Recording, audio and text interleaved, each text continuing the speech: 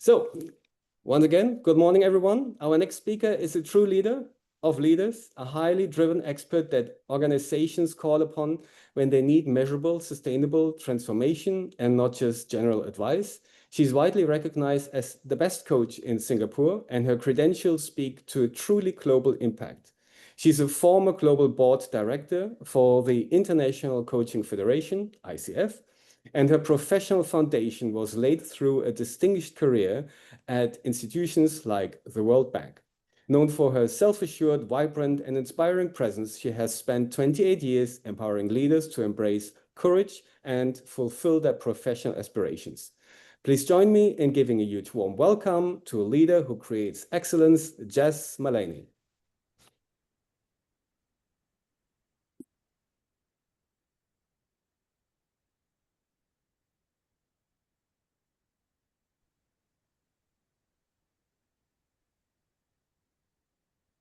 Jass, you're Sorry, muted. Jass. You're Yeah, muted. you're muted.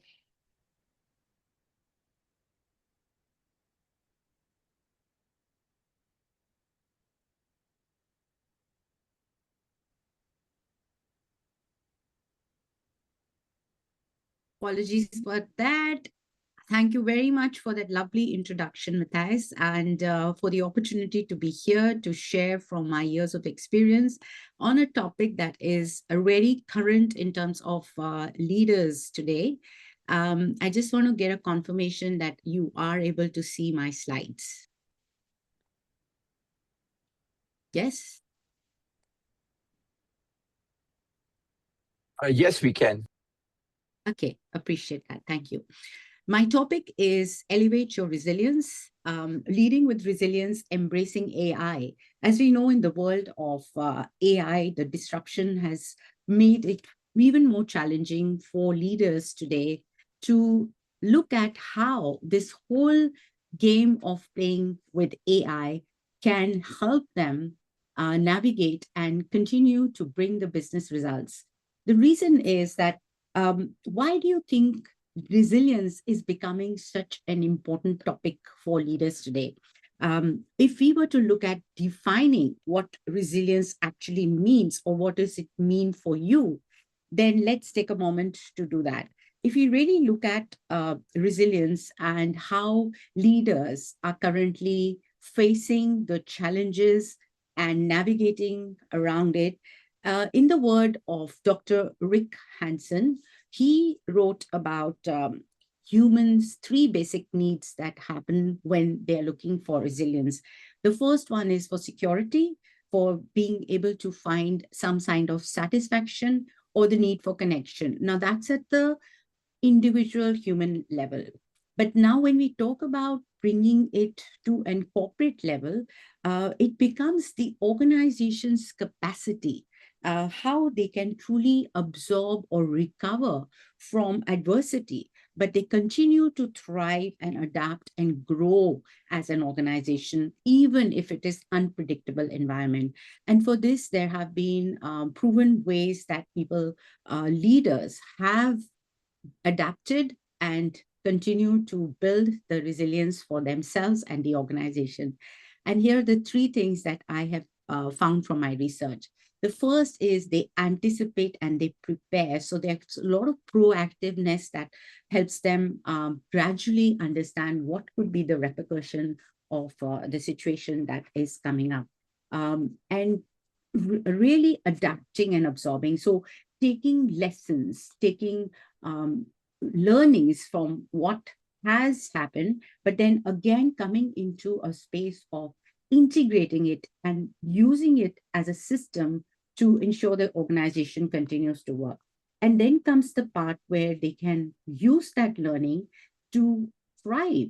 And when they thrive, they also look at how could they continue to bounce forward and use this disruption to accelerate in the landscape that they are in.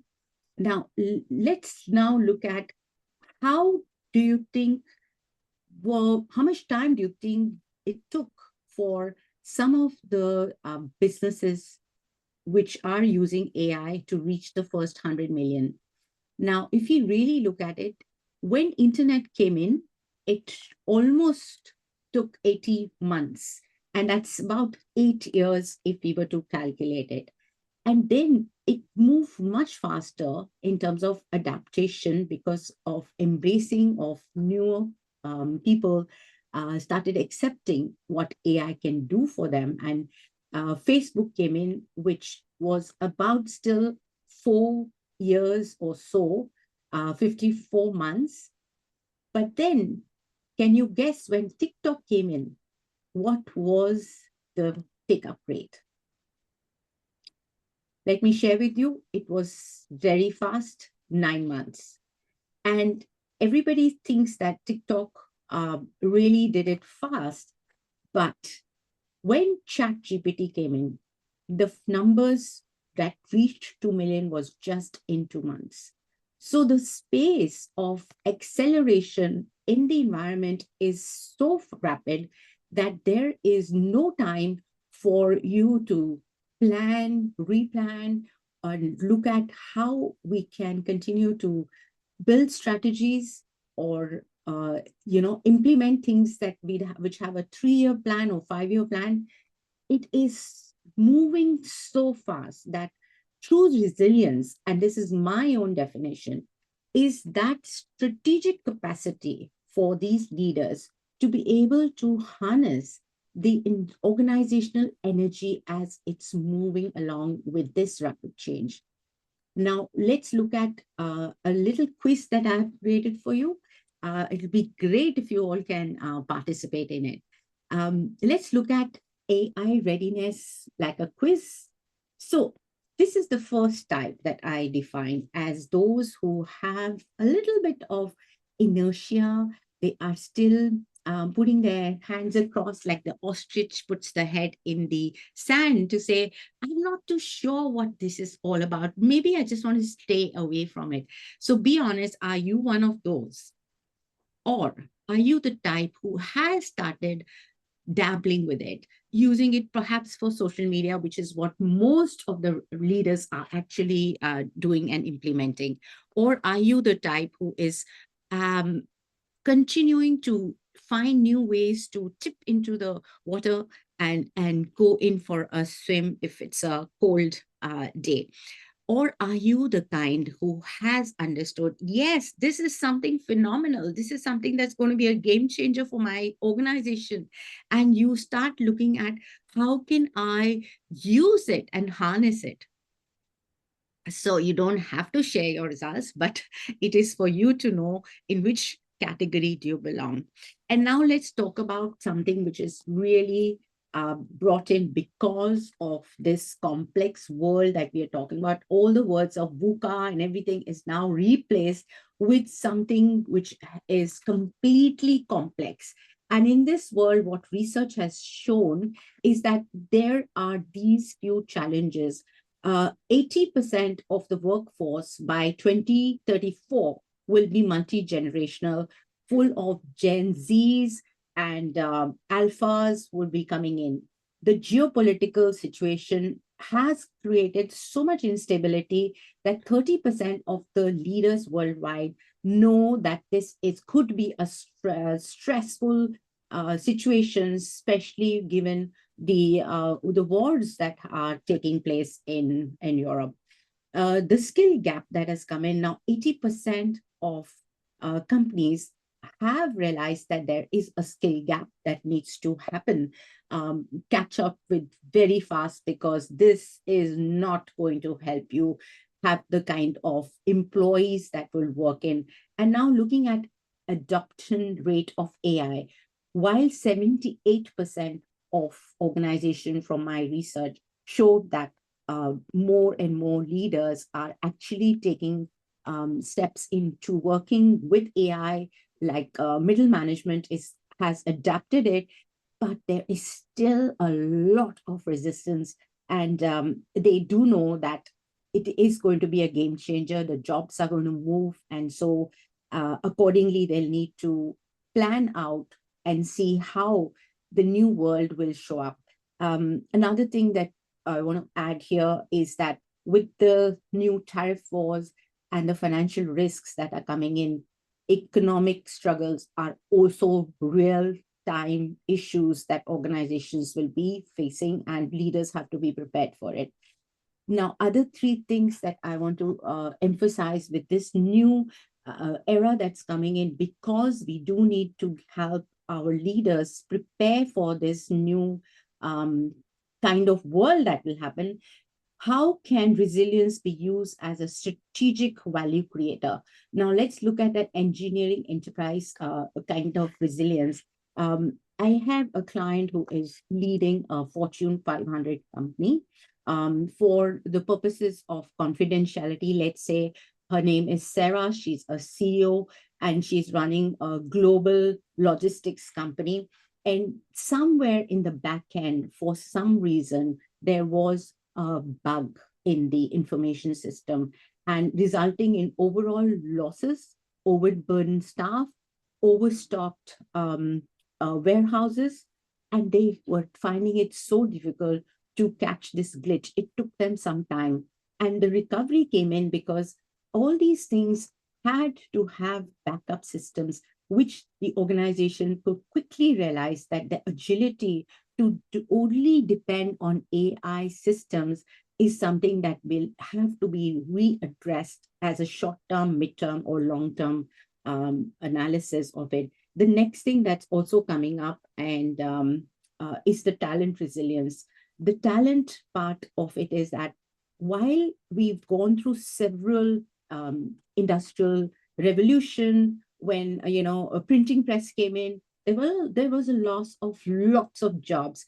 But in this era, this AI is here to completely take over several jobs. And the redundancy that's coming in is becoming a very major issue for HR leaders like yourself today.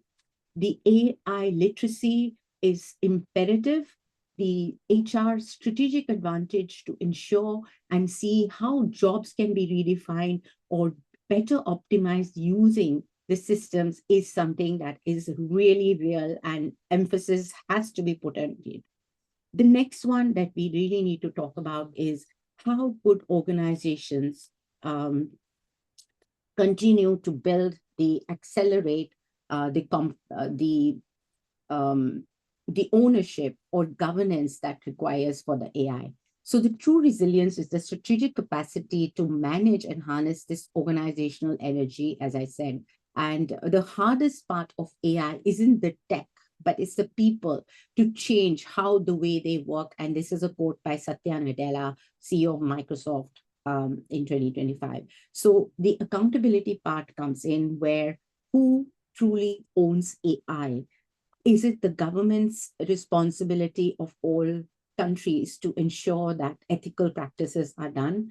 Or is it something that organizations start needing to look at? So the ultimate measure of AI success will not be the elegance of its code, but the elevation of human capacity that it unlocks. So as I present this to you, I am bringing in my leadership expertise and development of working with organizations like the United Nations, where we worked with countries, we help systems and processes at the countrywide level.